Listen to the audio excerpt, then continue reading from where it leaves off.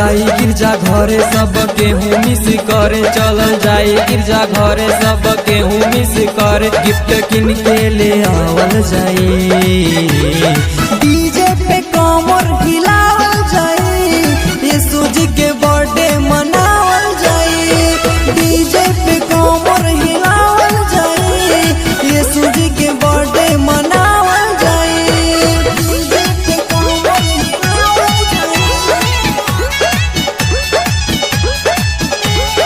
DJ पे कमर हिलावल जाई, डीजे पे कमर हिलावल जाई, यीशु जी के बर्थडे मनावल जाई। सबके हूँ मिल के करल जाई सेलिब्रेट हो, पार्टी साटी हो काटल जाई के कहो, हमने के पप से छुड़ावे खातिर लिहल जनम चरनी में आज हो, लिहल जनम चरनी में आज हो। सबके हूँ मिल के करल जाई सेलिब्रेट हो, पार्टी साटी हो काटल जाई के कहो, हमने के पप से छुड़ावे खातिर लिहल जनम चरनी में आज हो।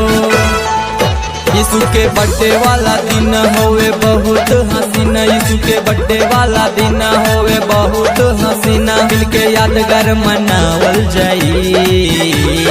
डीजे पे कमर हिलावल जाई, यीशु जी के बर्थडे मनावल जाई, डीजे पे कमर हिलावल जाई, यीशु जी के बर्थडे मनावल जाई,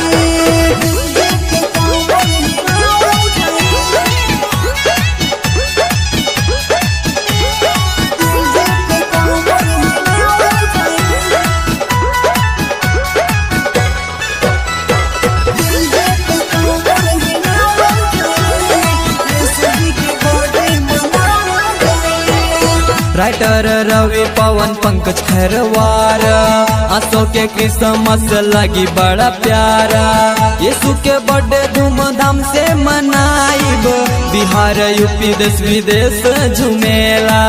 बिहार यूपी देश विदेश झुमेला। राइटर रवि पवन पंकज खैरवार, आंसू के क्रिसमस लगी बड़ा प्यारा,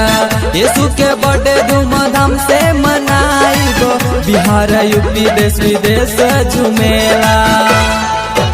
मिलल बाटे आज चांस खूब करल जाई डांस, मिलल बाटे आज चांस खूब करल जाई डांस, भजन यीशु के गावल जाई, डीजे पे कमर हिलावल जाई, यीशु जी के बर्थडे मना